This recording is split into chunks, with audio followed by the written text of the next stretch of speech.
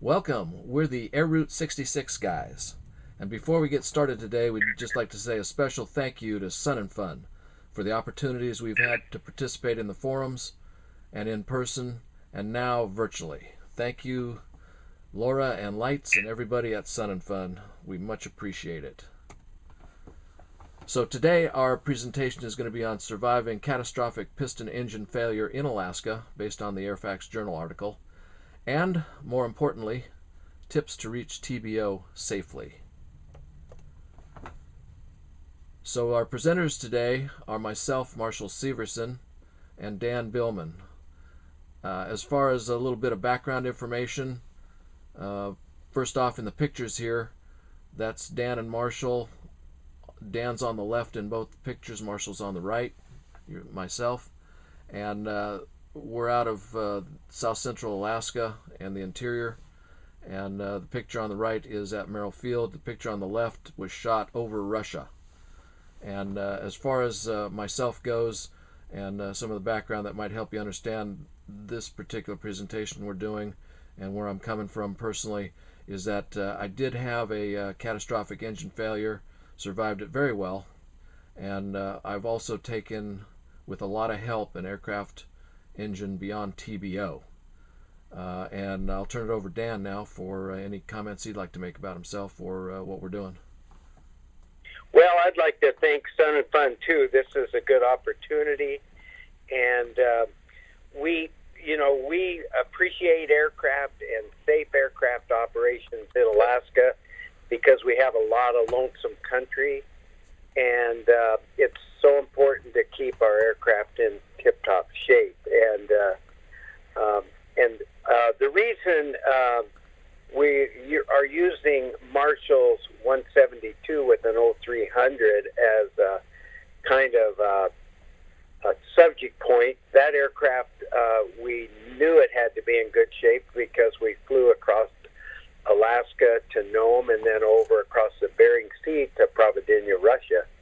And so, yes, we took rafts and wetsuits and did the right things, but mainly we needed to know that that aircraft was in great shape. And so I'm a high-time pilot and a AMP IA, and lived in Alaska most of my adult life since before high school, and learned to fly in high school, and have enjoyed an aviation career, and with lots of flying hours, I've never really experienced a catastrophic engine failure like Marshall has.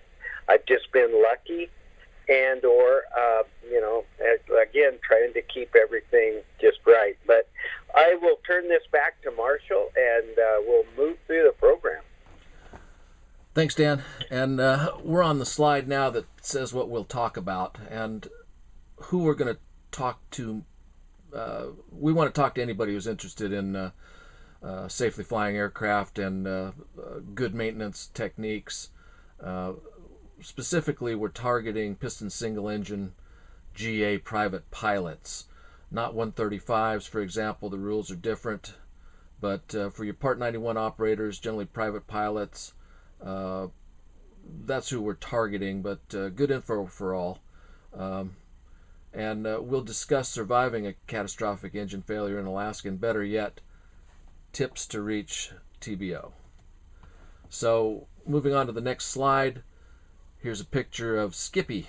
My wife, Margaret, and I, way back when, owned a 1961 Piper PA-22 Colt.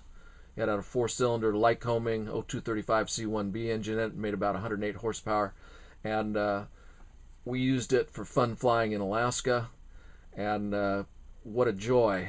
That picture there, this is within 25 miles of Anchorage. We're landing on a lake, frozen lake. You got huge, aircraft-sized icebergs in the area. Just a fantastic place to fly, and very rewarding. So moving on a little bit on the life of the aircraft, that Piper on the next slide. We owned it for a few years. The IA advised us that we needed to replace our engine because it was rusty, and we did so. We went out and searched and got a replacement engine, mid-time engine, and got back in the air. And the event that I'm going to talk about specifically occurred in January of 1992. And for the younger folks out there, it really just does seem like yesterday. When things happen to you, you remember them. As you get older, you'll find that certain things stick with you. So this is the flight where a problem developed. And just for a little bit of background here, the slide shows a chart of the Anchorage area. This flight was from Merrill Field, which is on the lower left-hand part where the little red dot is. That's Merrill Field. A little bit southwest of there is Anchorage International. To the northeast, a big paved airport you can see with the blue dot on it. It's Elmendorf Air Base, and then just to the upper right of that is Bryan Army Airfield, now part of Joint Base Elmendorf-Richardson. And the flight was just basically going to go out of Merrill Field northeastward, east of that big restricted area there, and stay within about 25 miles of Anchorage and go on up to that lake you see in the northeastern corner of the map, the Eklutna Glacier area. So this was just an afternoon flight in daylight hours. The days are short in January in Alaska, but it was a good day, some cloudiness, but no weather issues to think of, and it wasn't extremely cold or anything either. So basically on the trip up towards the glacier, I climbed up to about 4,500 feet, and the temperature was about, in the aircraft engine, was showing about 180 degrees Fahrenheit. But on returning, it got hot quickly. And before the engine blew, it was making a repetitive cyclical type noise. And I can best relate it to, when we were kids, we'd put a card through the spokes on our bicycle, and pretend we had an engine. Well, it was like that, except that kind of noise, that clapping, cyclical noise, except it was much louder, painfully louder, and got louder and louder. And I did have headsets on when we first started out at our tender ages in flying. Hardly ever used headsets, didn't have intercoms, but anyway, I could hear radio contact, which turned out to be really good, with my headset on, but it was extremely noisy even with the headset on. The noise that was being produced by the clamor up front in the engine. The big end of the number 2 rod had broken, and moving on to the next slide, the temperature went above 220. Before the engine actually blew, and that was some big hole we'll show you in a bit, the temperature gauge had redlined. I advised the tower, Bryan Army Airfield Tower, and they gave me a clearance to land on runway 18 at Fort Rich. That wasn't my intention at first, but things happen quick, and things deteriorate quickly too. So lucky to have Fort Richardson in the area, and that was the final decision made. As the rod was beating away, the case was ultimately pierced. We're on the next slide now that shows a very big hole in the engine case, and that was that essentially the windshield was instantly covered with oil once that case was pierced. So that was a very I wouldn't say traumatic event, but I immediately advised Bryant Tower I couldn't see because of the oil on my windshield. So moving on to the next slide, there's a picture there of undulating terrain. I'll talk about that in a minute. But Bryant asked if I wanted crash fire rescue. I told him no, and that was the wrong thing to say, but a military pilot advised the tower to call crash fire rescue immediately, and they did. And anyway, and Dan, chime in anytime. Any comment you want to make? Oh, you're doing great, thanks. Okay, I slipped the aircraft's nose to the right, looked out the side window, and I could immediately thought, hey, there's a lack of reference to line up on. This terrain is uneven, it's snow covered, hummocks, haphazardly covered with bushes. That picture there on this slide here is it's to the northeast of Bryant Army Airfield from the direction I was coming in on, and you can see this is not exactly what my sight picture was then at the time, but it gives you an idea of if you're looking out the side window how it could be a little disoriented to try to land straight ahead. It would be easy to skid and flip without something to line up on, is what I thought, and I thought that instantaneously at the time of the incident. But 3 cylinders kept producing some power and lots of noise. The pictures on the next screen here show Bryant Army Airfield today, well paved, large, mostly helicopter operations there. That's the top picture, and the bottom picture is closer to what it might have looked like on the day that I went in to Bryant. I've got 1 landing at Bryant, no takeoffs, and but Bryant is off to the lower left of this lower picture there. To the right side of that picture, bottom right, that's actually a road and not a landing strip or anything else. So it is different than it was 28 years ago, but the general layout of the airport is it's the same. There was a deafening metal-to-metal cacophony I talked about. The motor was dying, spraying its lifeblood in my face.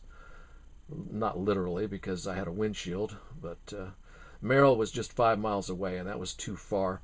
That hurting bird was definitely going down, and I really thought that I kept a positive mental attitude about it, but definitely knew that there was some issues.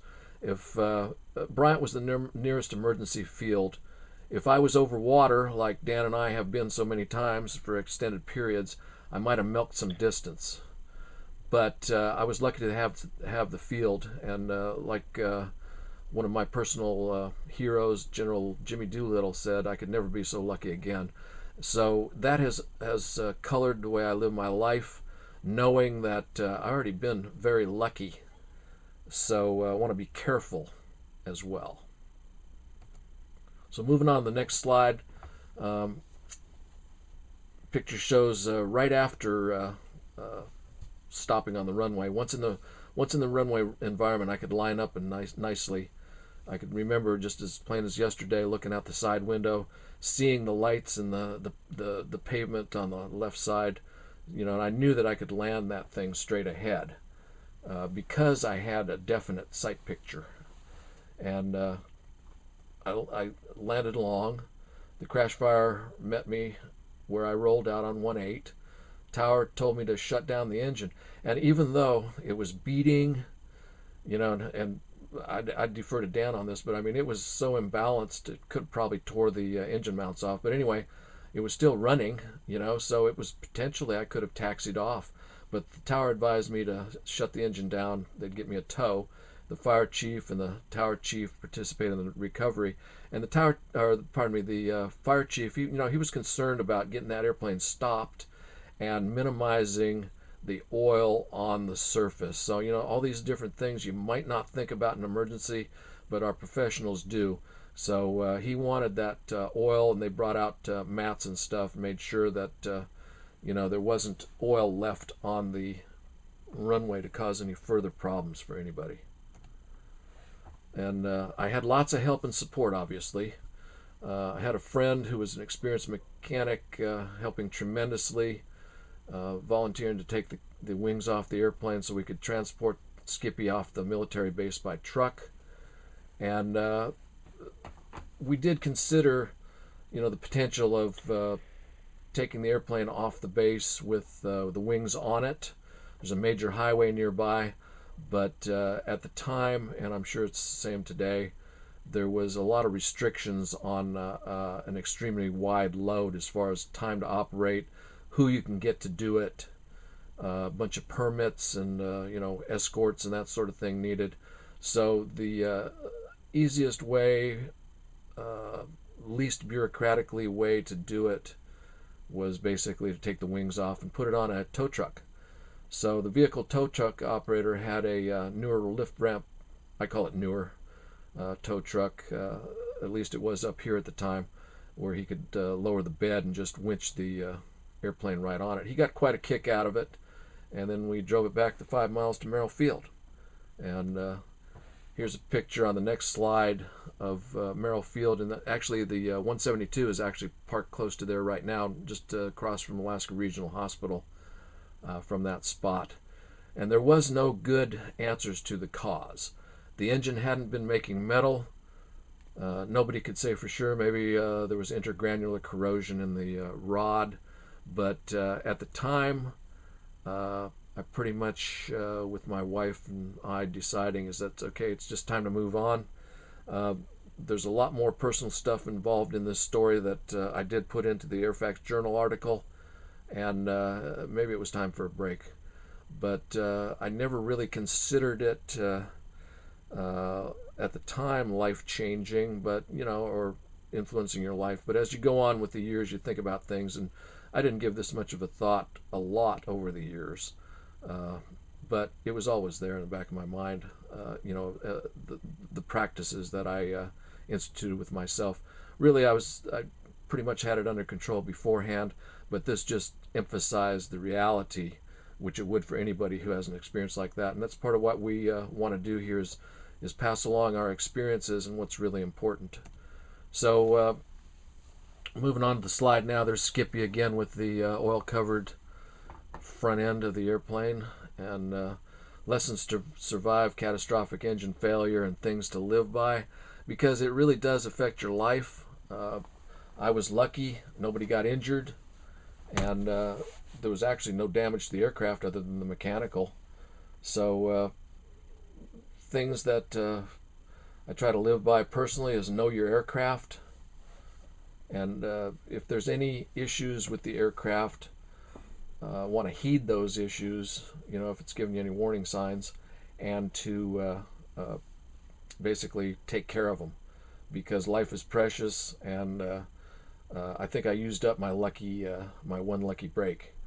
So another item is keep your wits about you. I didn't intentionally think about this, but I just focused on what was happening, and so from that regard, there was no fear, let's say, the feeling of fear or pit in your stomach type stuff. There was no time for prayers. I say them before and after. And interestingly enough, we when we have engine practice, a lot of times we trim for best glide.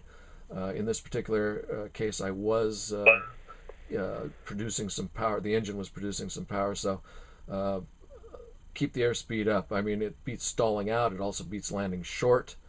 Every system or every situation is going to be different, but if you can keep the power up or keep the speed up and reach your intended destination, that beats landing short, or as so many folks do over the years, unfortunately, stall spin.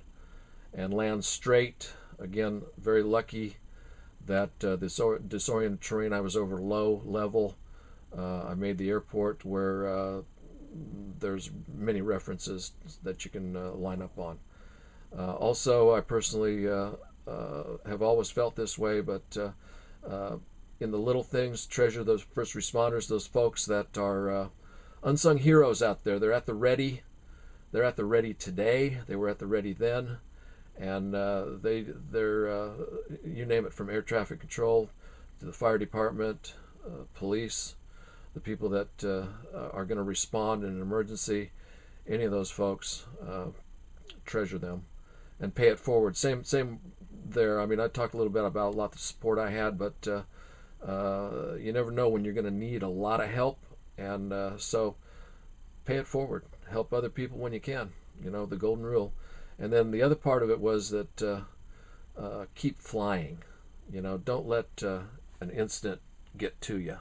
Just keep flying, and you'll do better than not flying. There's too many rewards from flying.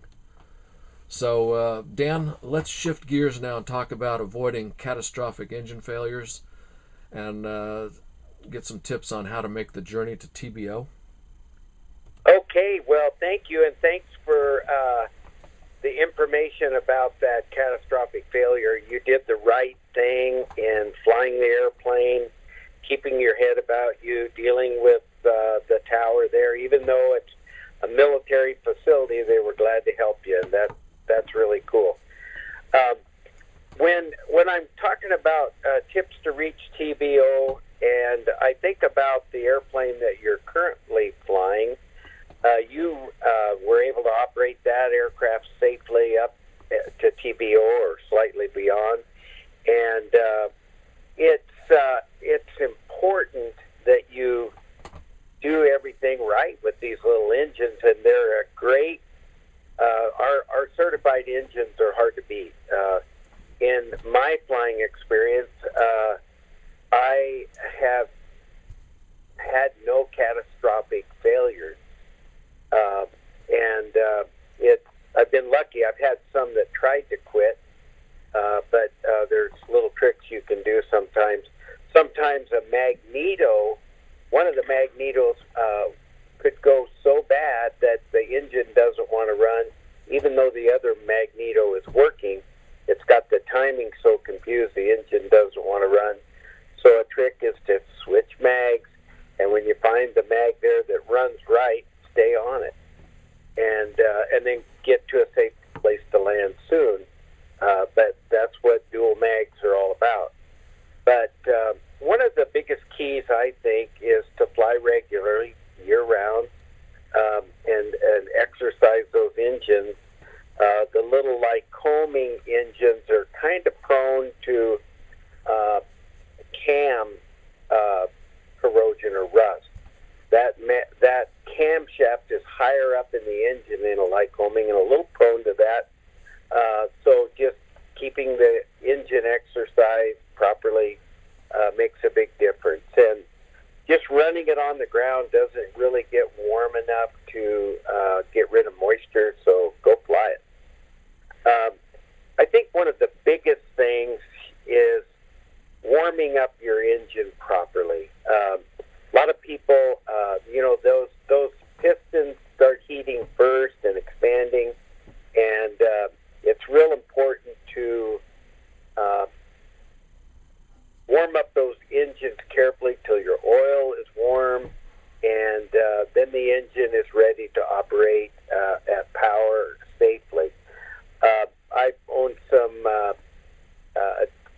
aircraft with Pratt & Whitney 985s, like a de Havilland Beaver aircraft, and it would sometimes take 15 minutes. As a float plane, I would have to go out for 15 minutes to really warm that up before I would add power. They have a lot of oil in the oil tank, and it just took that much time to warm them up. But a spin-on oil filter is helpful, I think. A lot of people these days usually put spin-on oil filters, and then you can cut them open and get an idea about the health of the engine, if it's making any metal or what kind of metal. Of course, changing oils regularly is real important. On this slide here is an antique Texaco aircraft oil can, and it's kind of cute. But I typically like to use the part synthetic oil here in Alaska, like a 1550 that is part synthetic, because synthetic has some great attributes, but also regular oil also that helps keep any lead or any metals in solution. Anyway, I like that idea of regular oil changes. Oil's cheap compared to engines. Leaning your engine properly is important.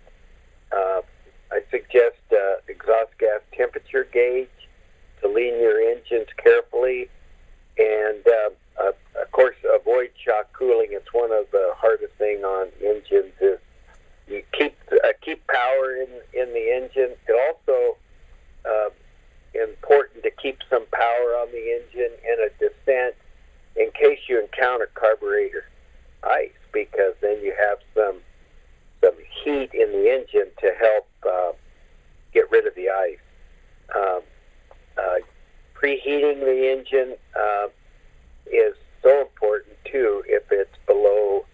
a lot of people say below 32 degrees, but sometimes even a little above 32 degrees is a good idea to heat the engine.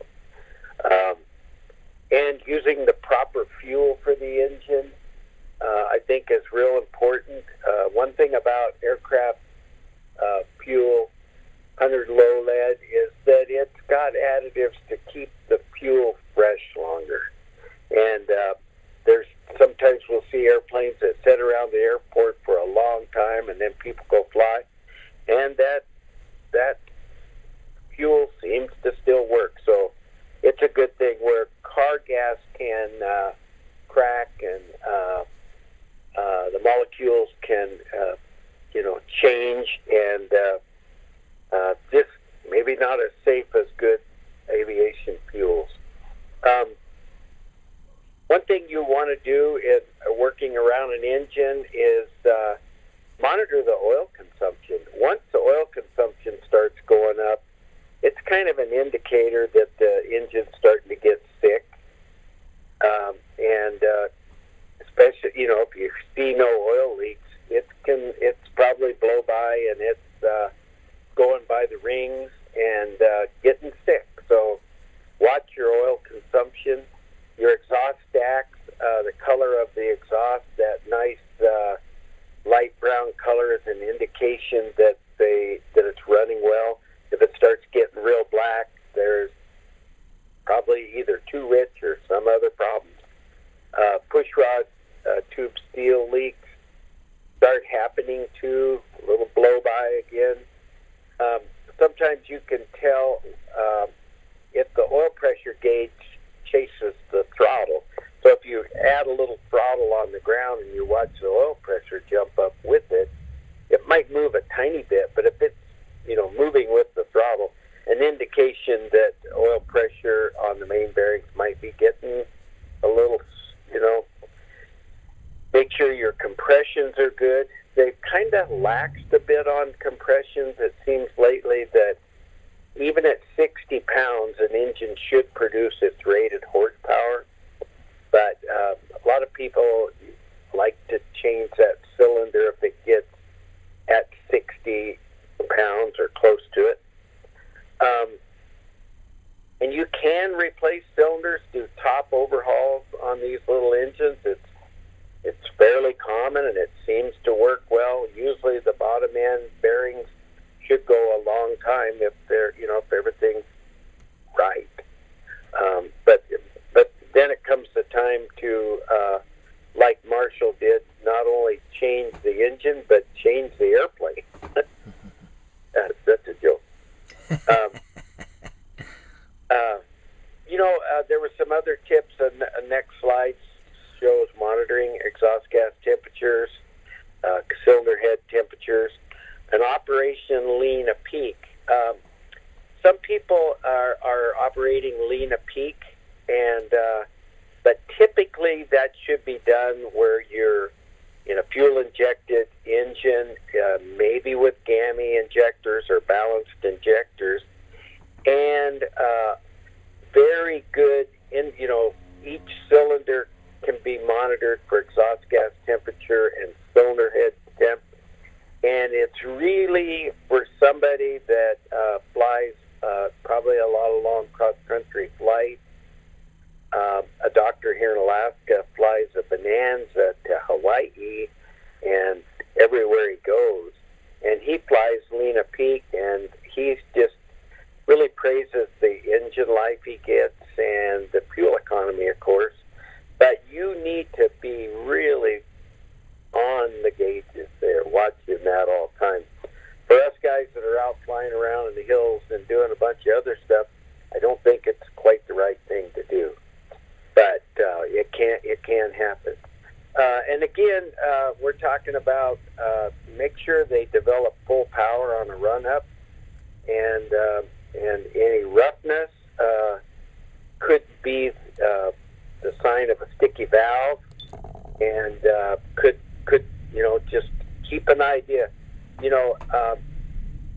Even though you have the IA annual your airplane every year, it's really up to the pilot to keep track of how the airplane's doing. And if you fly the airplane a lot, then you're kind of wearing the airplane, and you'll know when something's not quite right, and then take care of it. The other thing I think is kind of important to do is do a post-flight inspection. When you get back on the ground, look around for any oil leaks that may have happened, anything that might have gone wrong with the airplane in flight, so you can take care of it before you're planning to go on your next flight. But the real deal is follow the manufacturer's recommendations and TBO limits. I know as a private operation, Part 91 pilot, you can fly the aircraft engine on condition, and some people fly them over TBO, and that's fine, but be very cautious at that, because the manufacturer says this is what they recommend, and it's for a reason.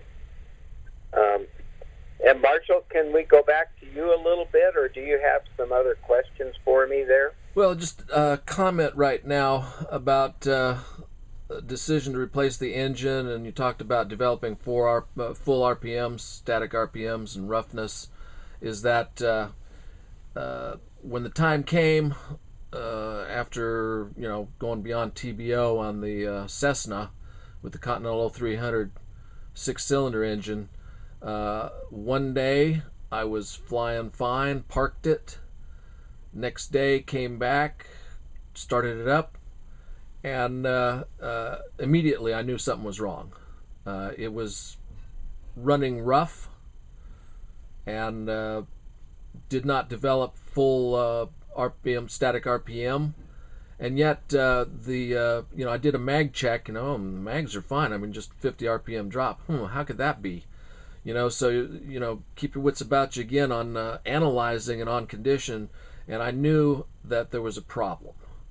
So I took it to the A&P, who has been a mentor of mine and has just given me so much good advice and learning over the years. And together with him and with Dan, we came to the conclusion that it was time not to replace cylinders. And I do think that, as you go along, that replacing a cylinder, like what you talked about, Dan, is there's nothing wrong with that. It doesn't reflect on anything other than that, it's time came and went.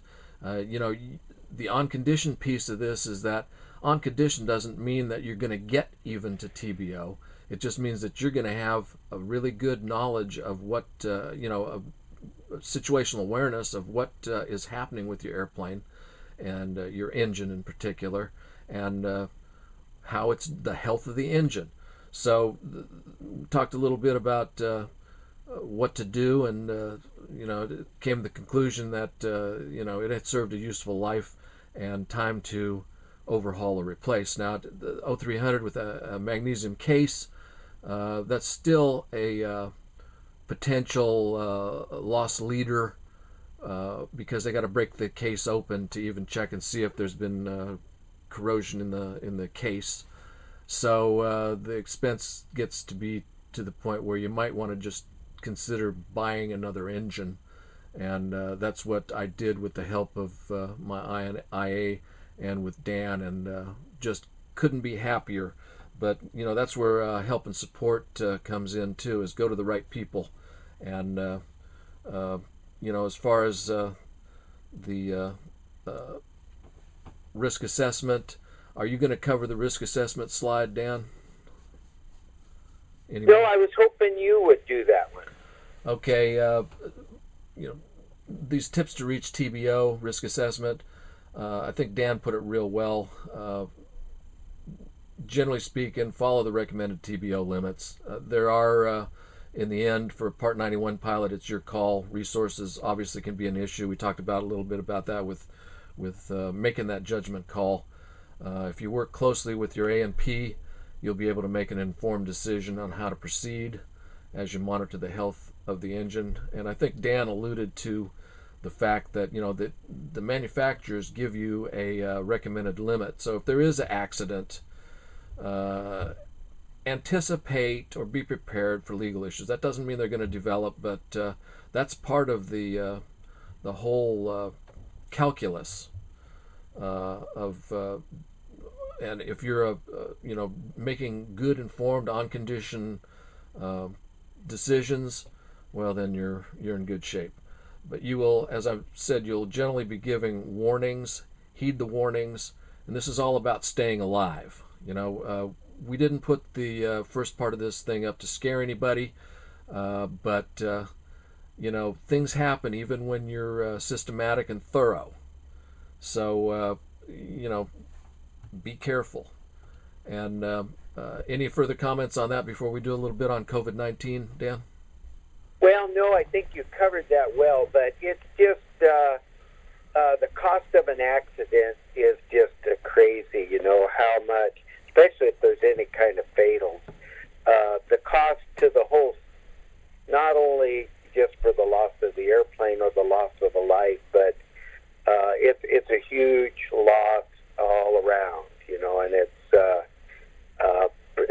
air taxi operators that have a fatal. It's a huge cost to them, to everybody involved. So try, of course we all do, but by operating the aircraft safely like this, it makes such a difference and really limits the risk of those high cost accidents and legal issues, as you mentioned. So I appreciate that. But yeah, I think you could talk about some of the COVID situation that we're facing now. Real good. And, obviously we can't give medical advice. We wouldn't pretend to. I'm a layman all the way around. But the reason we're going to mention this is because we are not going to encourage you to go flying. However, if you do go, or if you are considering going, this is right now as we're speaking the age of COVID-19, and we hope things are going to get better. They're starting to do test vaccinations, that sort of thing. But right now, you got to think of the safety of yourself in regards to COVID-19 and to others and what impacts you might have from potentially flying. One of the items, there's a social isolation. Flying solo, can you do that? Well, sure. When I say sure, that flying solo, that's social isolation, I suppose. But remember, if you're flying somewhere, consider other required isolations and other mandates. If you take your airplane, which can go pretty much anywhere, you may be looking at taking it across state line or something at a significant mandate like 14 days of quarantine, depending on where you're going. And very significant. Need to know about them. Need to think about them. And if you're going somewhere even where it's open in general terms, are there services available? Well, maybe. Food, fuel, bathrooms, they're locking those up. Got to call directly to find out what the availability is and check your NOTAMs. Take care of your maintenance workers. If you're going to do any maintenance, disinfect your airplane and let it sit. As far as pickling goes, you may want to consider that if you're not going to fly. And I'll put down here, don't crash, mitigate to the max. What that's all about is just what we've been talking about the whole time, is that you don't want to have first responders trying to help you out, and potentially risking their lives when they've got bigger fish to fry. And pardon me for saying it that way, but we're talking to Part 91 type operations here for proficiency and general maintenance type things. And yes, they're very important as that goes, but we also think that you got to watch out for the other man too. That's part of the whole golden rule thing. And there is a contact the CDC, keep up on the latest. There's a link on the page to that. And any other comments on COVID right now that I left out, Dan? No, I think you covered that well. But I do encourage people to stay proficient. Proficiency is so important. So if you can fly safely in your area or from your private script,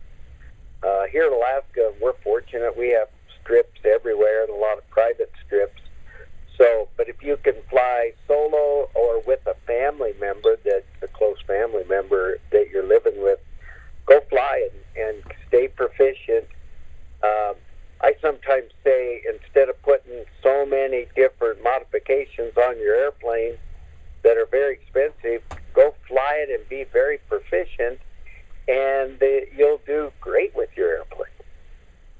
And but think safety. Excellent thoughts, Dan. And as we wrap this up, we're the Air Route 66 guys. We want to thank everybody for tuning in today, and especially Sun and Fun for making the opportunity for us.